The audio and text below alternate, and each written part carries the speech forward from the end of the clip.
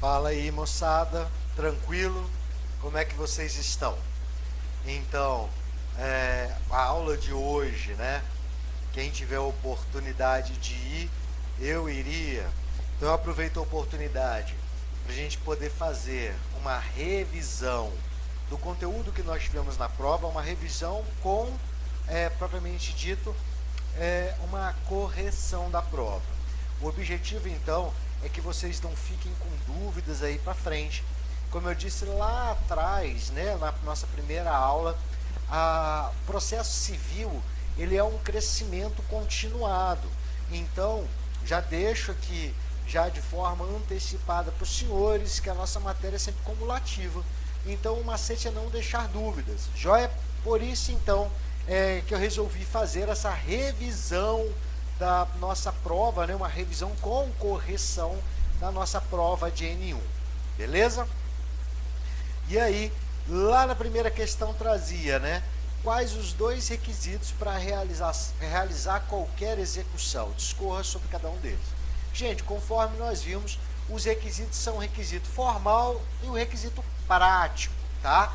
Eles estão previstos lá no artigo 786 do CPC. O formal, ele se traduz nessa existência de um título executivo. E aí, por existir esse título executivo, é que nós trazemos aí, ou tiramos o atestado de certeza e liquidez da dívida. Joia? E o segundo requisito é o requisito prático. O requisito prático, então, ela é aquela atitude ilícita do devedor em que? Em manter o inadimplemento da obrigação. Observa que a gente fala inadimplemento da obrigação e não do pagamento, porque o pagamento pode ser uma das formas de obrigação. Joia? A segunda, saiu igual, mas vamos pular então.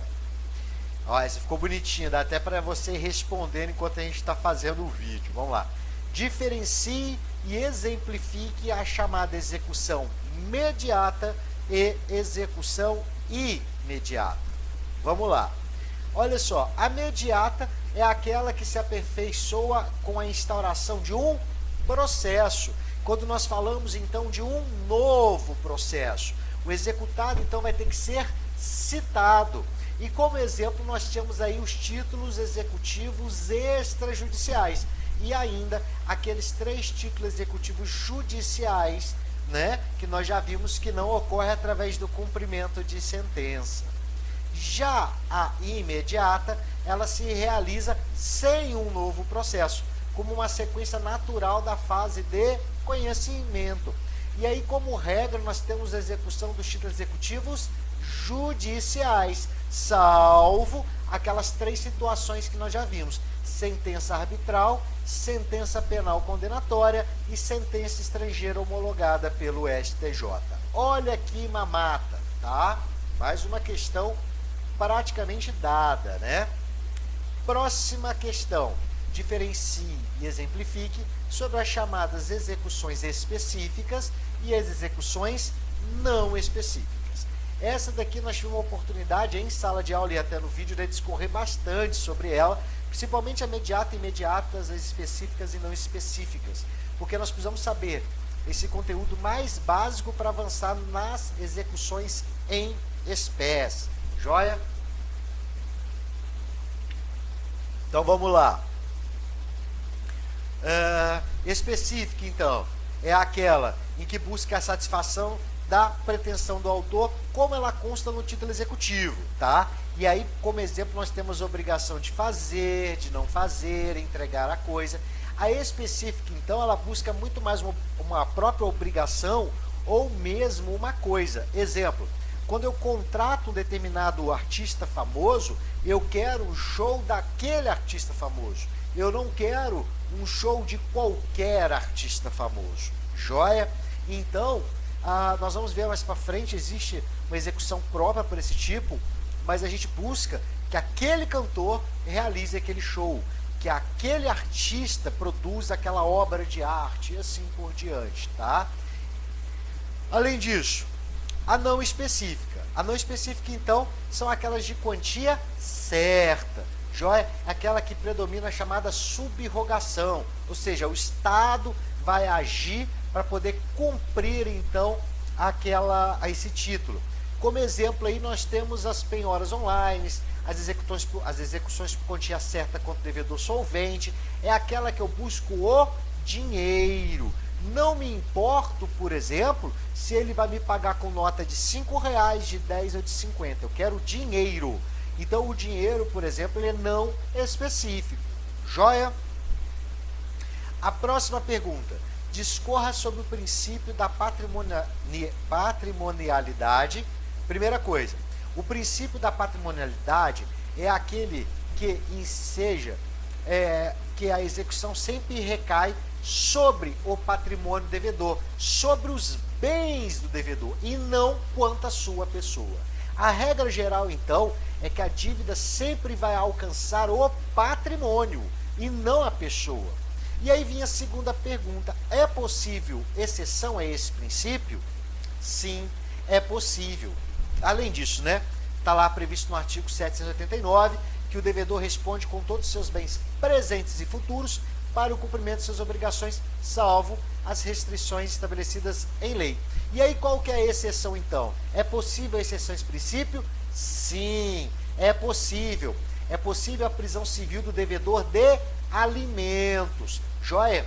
Previsto lá no artigo 528 do CPC. Então, esta é uma exceção à regra. Muitos dos senhores cometeram um erro de colocar o depositário infiel. Gente, depositário infiel não causa mais a prisão civil do devedor. O STF já decidiu sobre isso. Então, hoje, a única causa de prisão civil do devedor é o devedor de alimentos. Joia?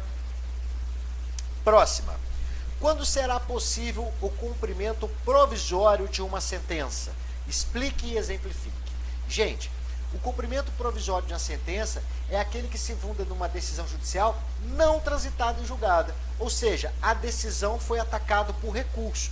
Porém, você tem que saber que esse recurso não foi recebido no efeito suspensivo. Porque se ele foi recebido no efeito suspensivo, não será possível o cumprimento provisório. Como exemplo de um cumprimento provisório, nós podemos falar da ação de alimentos, que eu posso pedir cumprimento provisório. Além disso, reintegração de posse, despejo. São demandas que a apelação não é recebida no efeito suspensivo, apenas no devolutivo. Joia? A respeito do princípio do exato adimplemento, o que e quais valores podem compor a execução? Gente, esse daqui está previsto no texto de lei lá do artigo 831, que diz assim, ó, a penhora deverá recair sobre tantos bens quanto bastem para o pagamento parcial, do principal atualizado, dos juros, das custas e dos honorários advocatícios. Joia? E aqui nós poderíamos falar ainda do juros de mora, tá? Gente, olha só, quando a gente busca a execução, o credor, então, deve, dentro do possível, buscar o mesmo resultado que seria alcançado caso o devedor tivesse cumprido de forma voluntária a obrigação. Só que, uma vez que não foi cumprido, nos termos do artigo 831, é possível cobrar o principal e ainda as custas, honorários e os juros. Joia? Ou seja, em decorrência do ato ilícito devedor, agora ensejou nesses gastos, então eu vou poder cobrar além do principal esse. O que eu não posso fazer, por exemplo, o indivíduo devia um carro e agora eu quero que ele me dê 2 carros. Isso eu não posso. Agora eu posso cobrar o valor do carro, né? Corrigido monetariamente, mais honorários sucumbenciais e mais as custas processuais. Joia, moçada? Então, continuando. Quais as funções do título executivo?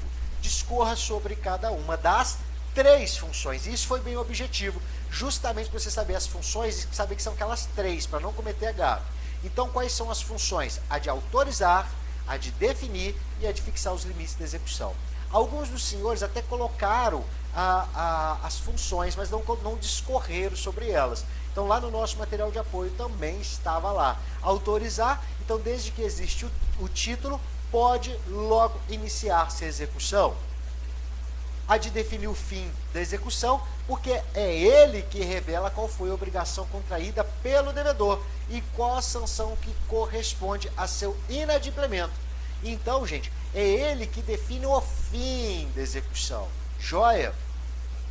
E além disso, a de fixar os limites. Então, cabe lá no título fixar os limites, objetivos e subjetivos, definindo então quem são os sujeitos passivos e os ativos, bem como o objeto da própria execução. Joia? Esse daqui, bastante gente errou, gente, então presta atenção. Na nossa videoaula e na aula também foi bem falado. Porque parte da doutrina entende que o princípio do respeito à dignidade humana geraria desconforto no credor da execução. Explique e exemplifique. Gente, eu não perguntei qual é o conceito o conceito do princípio da dignidade humana. O que eu perguntei foi uma pergunta muito específica. Por que então que esse princípio gera um desconforto no credor? Os alunos escreveram várias coisas muito mais definindo o conceito de princípio do que respondendo a questão.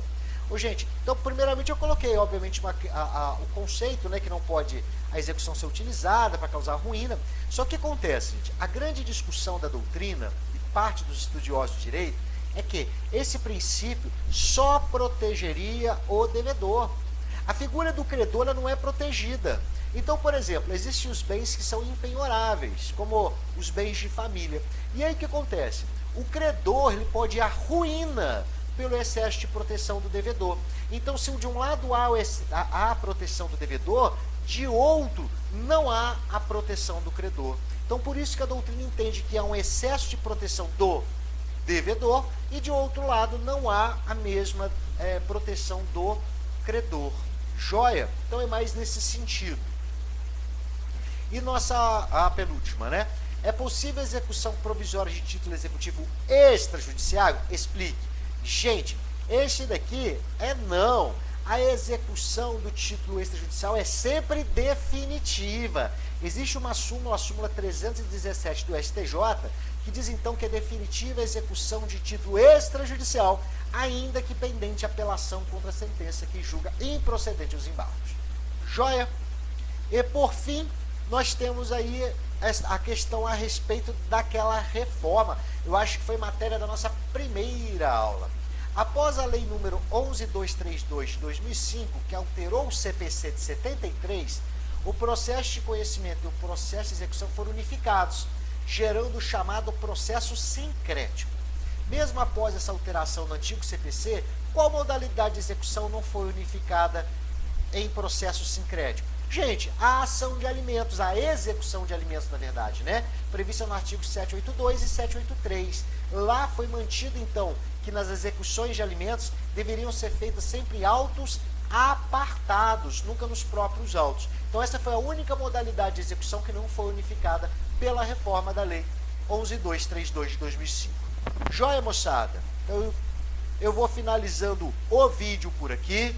Deixo o meu abraço para os senhores. E eu, se fosse os senhores, eu iria na aula. Fica a dica, hein?